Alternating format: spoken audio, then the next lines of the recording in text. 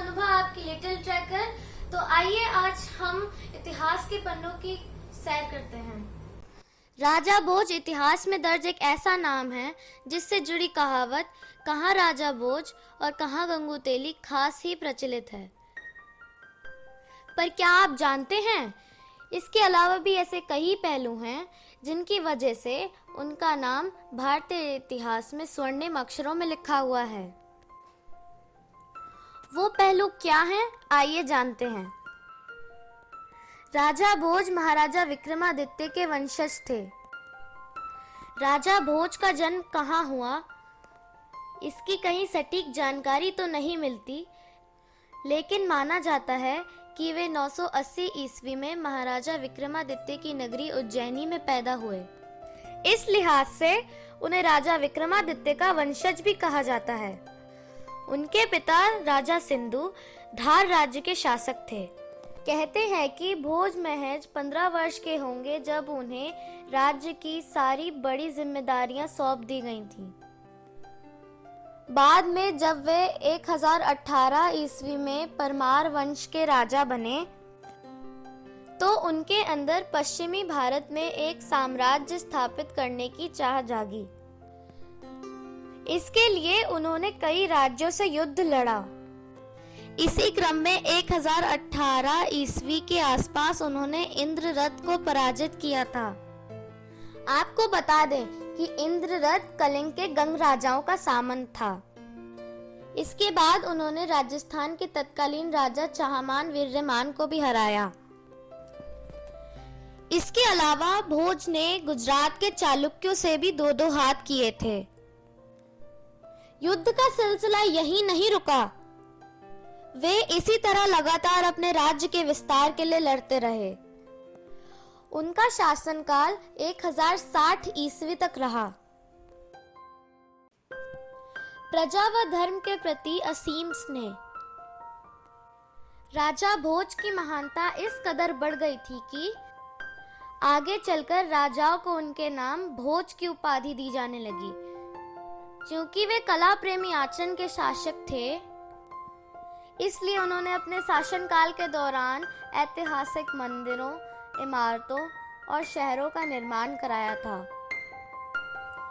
एक कहानी के अनुसार राजा भोज को जब पता चला कि क्रूर शासक महमूद गजनबी ने सोमनाथ मंदिर के खजाने को लूटकर इस पावन स्थल को अपवित्र किया है और साथ ही मंदिर की इमारत को भी ध्वस्त कर दिया है, तो वे आग बबूला हो उठे और उन्होंने ठान लिया कि वे गजनबी को सबक सिखाकर ही रहेंगे।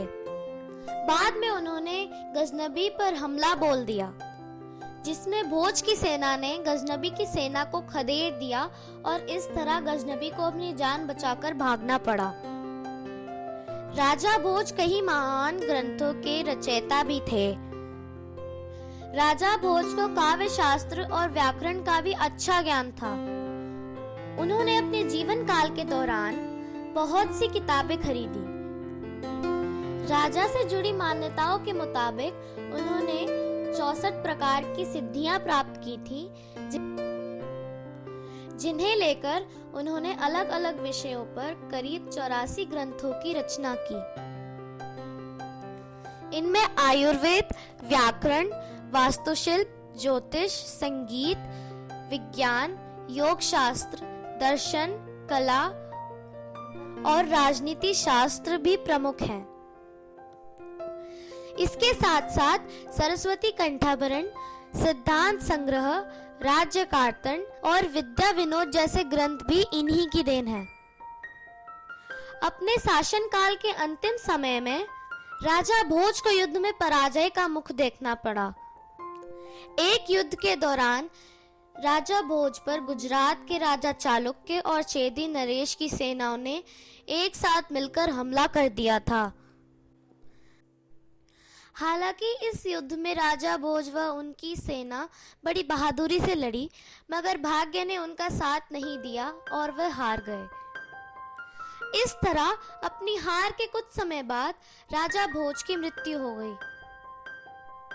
राजा भोज के नाम के साथ कहाँ राजा भोज और कहाँ गंगू तेली वाली कहावत अक्सर लोगों के जुबान पर आ ही जाती है, जबकि सच तो ये है कि इस कहावत में गंगू तेली से तात्पर्य गांगे तेलंग से है, जो दक्षिण के राजा हुआ करते थे। आपको बता दें, ये वही राजा थे जिन्होंने धार नगरी पर आक्रमण किया था, मगर बुरी तरीके से हार गए थे। ऐसे में लोगों ने उनका मजाक उड़ाने के लिए कहा था, कहाँ राजा भोज और कहाँ गांगे तेलंग। बाद में आम लोगों के बीच गांगे तेलंग की जगह गंगू तेली ने ले ली और वह कहावत प्रचलित हो गई। दोस्तों, इस तरीके की इंफॉर्मेटिव और इंटरेस्टिंग वीडियो देखने के लिए मेरे चैनल लिटिल ट्रैकर को आज ही सब्सक्राइब करें और बेल आइकन दबाना ना भूलें।